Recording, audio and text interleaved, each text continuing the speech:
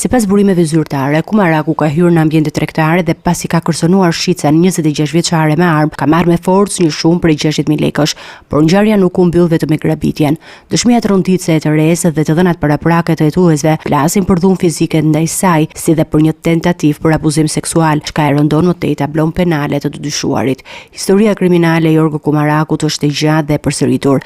Ai rezulton i skeduar nga policia për të paktën 5 ngjarje të mëparshme me natyrë të ngjashme. Emriti u shfaq për herë të parë në vitin 2007 kur grabiti një kazino në Sarand. Më pas në vitin 2013 sulmoi dhe grabiti 2 kazino të tjera në Sarand dhe Gjirokastër, ku sipas dosjes hetimore përdori dhunë ndaj punonjësve të ambientit të lojrave të fatit.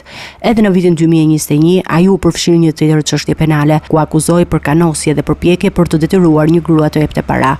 Në verën e vitit 2023, Kumaraku kap në flagrancë nga turistët, teksa tentonin të vjedhin sendet personale në një hotel, por arrestimi i tij atëherë nuk e ndali vijimësisht